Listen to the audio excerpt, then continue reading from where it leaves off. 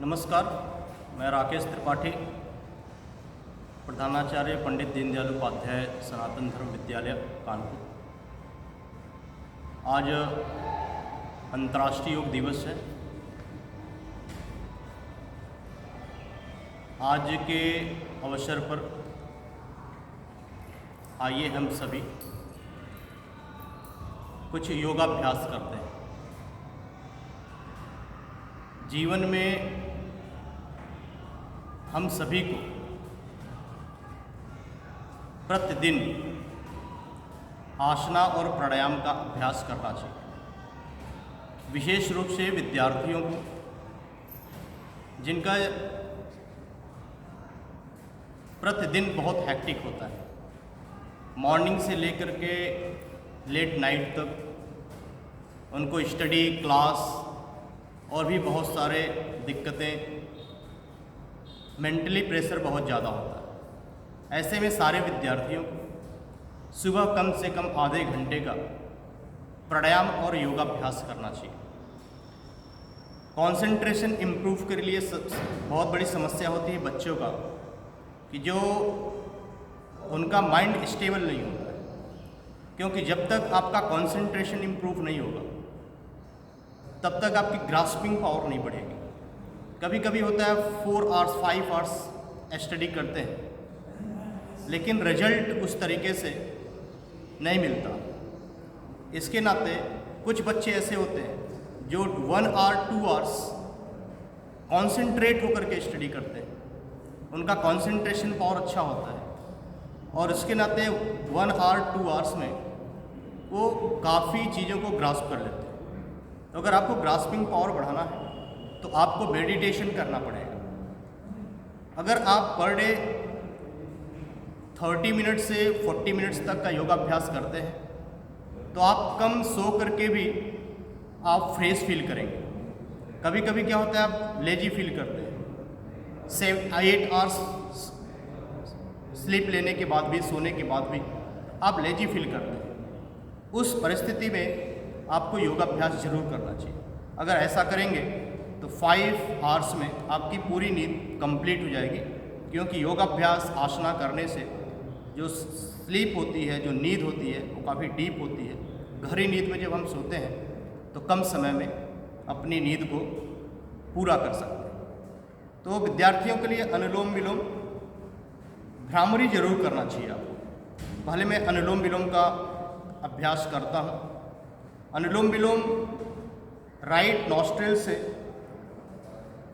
Inhale करना, श्वास को खींचना राइट से, और लेफ्ट को बंद करके राइट से खींचना।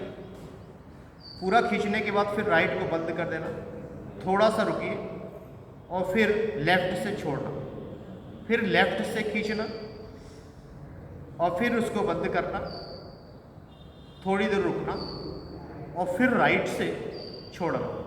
ऐसा अनुलोम विलोम होता है। ऐसे कम से कम आपको 10 टाइम्स करना चाहिए। मतलब राइट से अगर आपने इनहेल करना शुरू किया तो ऐसे राइट से हमने 10 टाइम्स इनहेल किया, तो इस टाइप से इतना अगर अभ्यास करेंगे तो काफ़ी अच्छा रहेगा। करते हैं।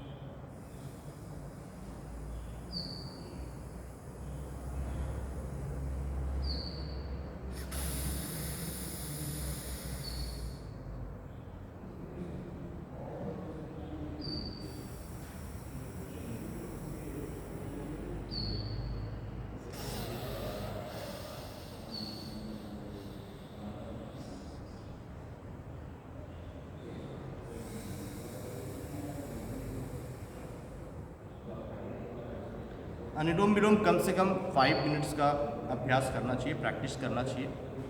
अनुलोम विलोम के बाद आप कपालभाति करें। कपालभाति से पेट की जो प्रॉब्लम्स हैं, जो इम्यूनिटी सिस्टम है आपकी स्ट्रांग होगी। वर्तमान समय में पूरा विश्व कोरोना की चपेट में है। अगर उससे लड़ना है, उससे फाइट करना है, तो आपको अपनी इम्यूनिटी सिस्टम स्ट्रांग करनी पड़ेगी।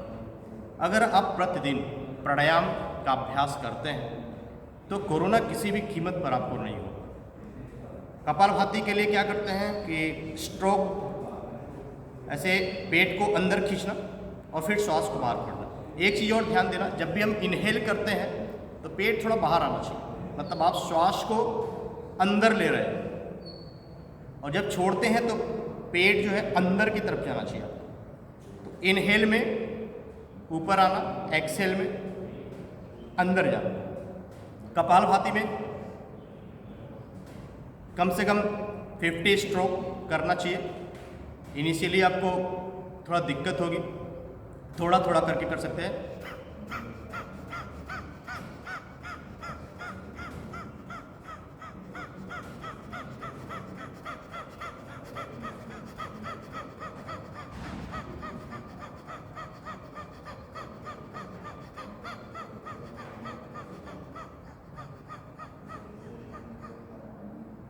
ऐसे 50 टाइम्स कर सकते हैं। भस्त्रिका कर सकते हैं, श्वास को खींचना छोड़ना।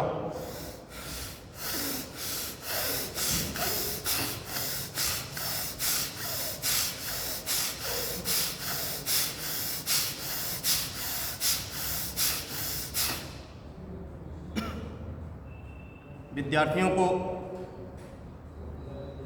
भ्रामरी जरूर करना चाहिए। भ्रामरी में ये फिंगर ऐसे हेड पर रखना, थंब को ईयर्स में, ये दो आपके जो रिंग फिंगर है, इंडेक्स फिंगर को इस पर, ये दोनों फिंगर्स को, रिंग और मिडल फिंगर को आइस पर, थंब को कान में, अंगूठे से कान के पास, अंगूठे को कान के पास, ये तर्जनी अंगुली को हेड पर, सिर पर, ये जो दोनों आपके रिंग फिंगर है और मिडल फिंगर है उसको आपके आँख पर हो करके, और श्वास को खींचना, ओम का उच्चारण करना।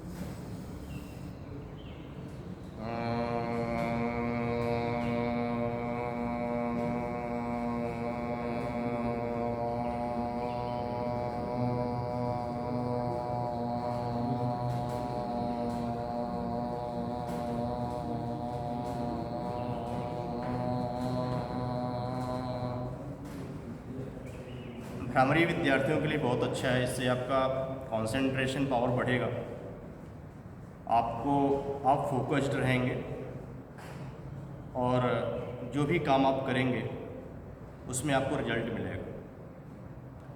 ये 4 प्राणायाम आपको जरूर करने चाहिए, अनुलोम विलोम, कपालभाति, भस्त्रिका, भ्रामरी। विद्यार्थियों के लिए अनुलोम विलोम और भ्रामरी ये 2 तो आवश्यक है। उसके बाद अगर समय निकलता है तो कपालभाति और भस्त्रिका कर सकते हैं। कुछ आसना है जो बहुत ही लाभदायक है। जब भी आप भोजन करें तो उसके बाद वज्रासन में ज़रूर बैठना चाहिए। वज्रासन में कम से कम 10 मिनट बैठें भोजन करने के बाद, उससे आपका डाइजेशन अच्छा रहता है और पेट से संबंधित प्रॉब्लम्स भी ठीक होती है। पैर से, कुछ लोगों के पैर में बहुत दर्द होते हैं। अगर आपको पैर के दर्द हो रहे हैं तो कुछ लोगों को साइटिका वगैरह जैसी प्रॉब्लम्स होती है। अगर ऐसा है, आप वज्रासन में बैठना शुरू करें। निश्चित रूप से आपको 15 से 20 दिन के अंदर फ़र्क आएगा। और कम 5 मिनट से शुरू करके 15 मिनट तक आप वज्रासन में बैठ सकते हैं। वज्रासन में ही बैठ करके ऐसे इसको पेट के अंदर दबाकर, इसको मंडूकासन बोलते हैं। ये लीवर, किसी का लीवर को प्रॉब्लम है, लीवर के लिए बहुत अच्छा है। आपको पेट की कोई समस्या है उसके लिए, किडनी के लिए बहुत अच्छा है। तो एक्सहेल करके श्वास को बाहर निकालेंगे तो पेट अंदर जाएगा। इसको प्रेस करेंगे और हेड को नीचे ले जाएंगे।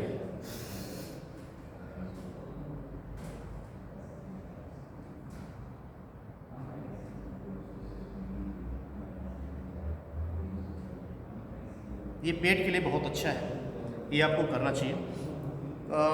इसी प्रकार से पवन मुक्तासन है पेट की समस्याओं के लिए। अगर आपको पेट की प्रॉब्लम है तो पवन मुक्तासन करना चाहिए। पवन मुक्तासन के लिए आपको लेट जाना चाहिए। लेटने के बाद राइट लेग को दोनों हाथ से ऐसे करके और हेड को नोज से टच करना है, नी को।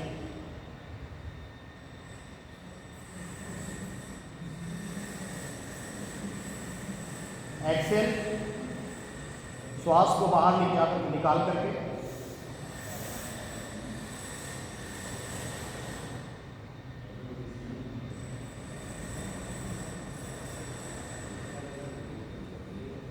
श्वास को रोक करके, और जैसे फिर हम सामान्य स्थिति में आते हैं तो एक आप ब्रीदिंग कर सकते हैं, सांस ले सकते हैं। अभी फिर लेफ्ट को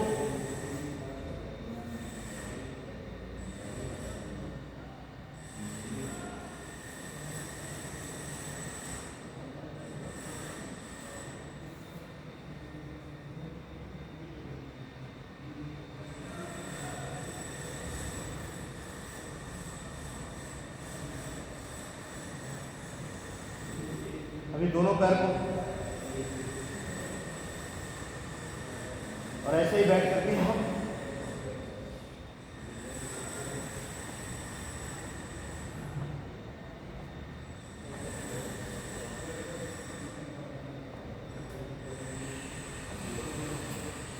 इससे मसल्स ठीक होता है। पवन मुक्तासन करने से आपको गैस की प्रॉब्लम है, पेट से रिलेटेड कोई भी प्रॉब्लम, पवन मुक्तासन आप रेगुलर करते हैं तो काफ़ी अच्छा रहेगा। उसके बाद शीर्षासन। अगर आपको बाल की समस्या है, बाल झड़ रहे हैं, अगर आप पर डे 3 मिनट से शुरू कर सकते हैं, 2 मिनट से ले करके, और जब धीरे धीरे प्रैक्टिस हो जाएगी तो 10 मिनट्स। अगर शीर्षासन हो पाता है तो अच्छा है, नहीं तो आप सर्वांगासन कर सकते हैं। शीर्षासन के बाद फिर चक्रासन, धनुरासन और भुजंगासन। शीर्षासन किया जाएगा। अभी शीर्षासन करते हैं।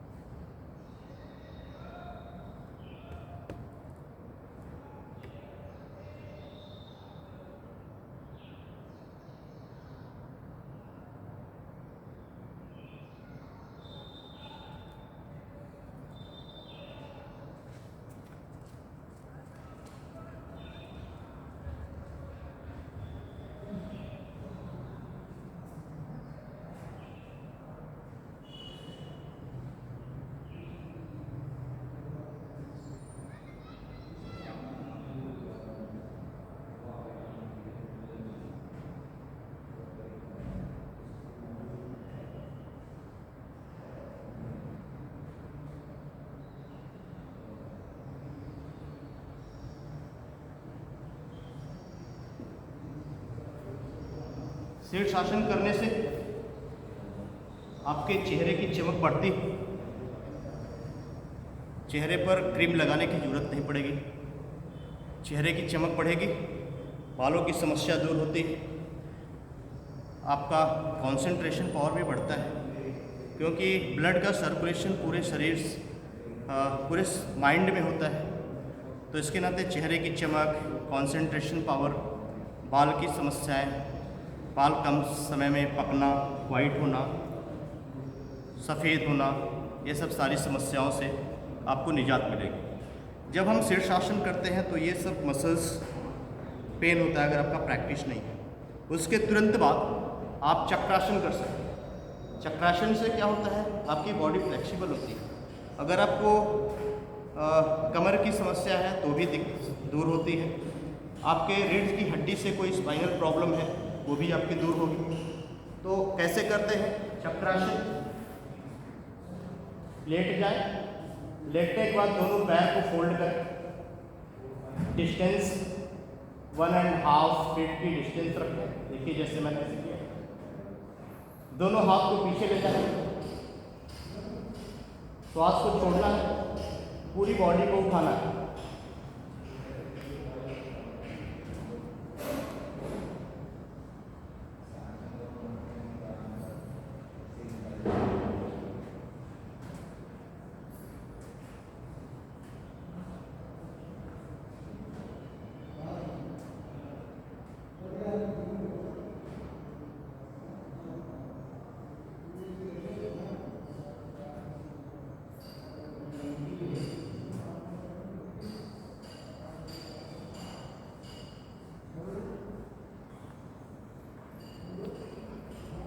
इससे आपके जो पेट के मसल्स वो काफ़ी कम होते हैं और बॉडी आपकी फिट रहती है।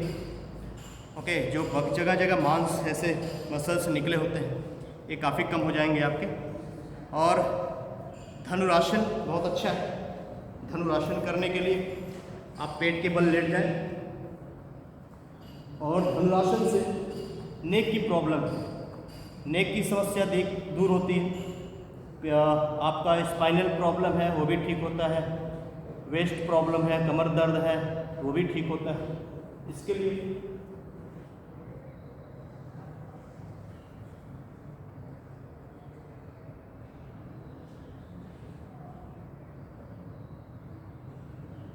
आपको नेक को ऊपर की तरफ खींचना है, पैर की तरफ, और पैर को आपको हेड की तरफ खींचना है।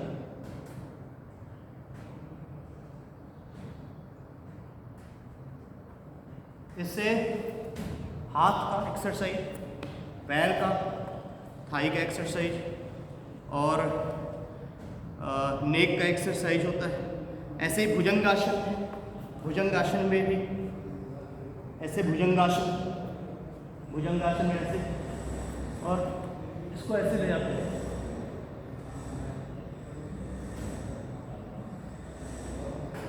इसी स्थिति में थोड़ा एक्सरसाइज कर सकते हैं।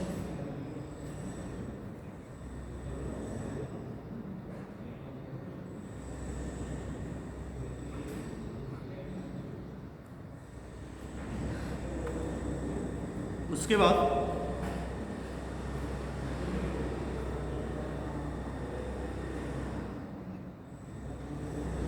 एक त्रिकोणासन मैं बताने जा रहा हूँ।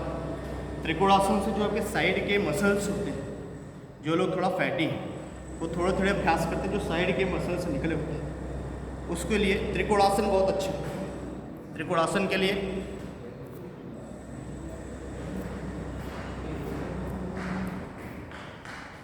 वन एंड हाफ फीट का डिस्टेंस रखें दोनों पैरों के बीच।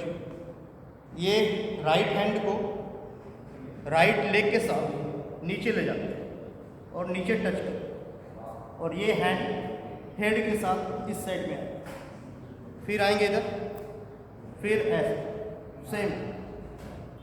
अब इसको फास्ट कर सकते।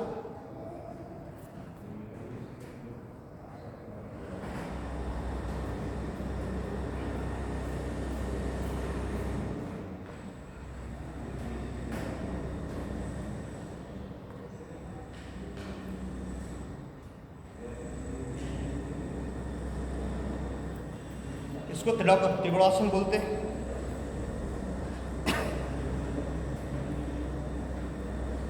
मैं सभी अभिभावकों से विनम्र निवेदन करता हूँ कि आप सभी अपने बच्चों को, जिनकी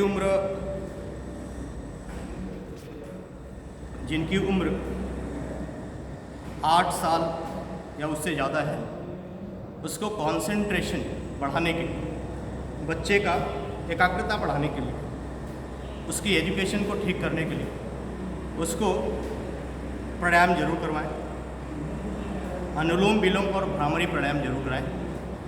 और जो बच्चे बड़े हो गए, अनुलोम विलोम भ्रामरी जरूर करें, कपालभाति भी करें, आसना में वज्रासन जरूर करें भोजन करने के उपरांत, पवन मुक्त आसन करें, शीर्षासन करें आप, और चक्रासन भी करें।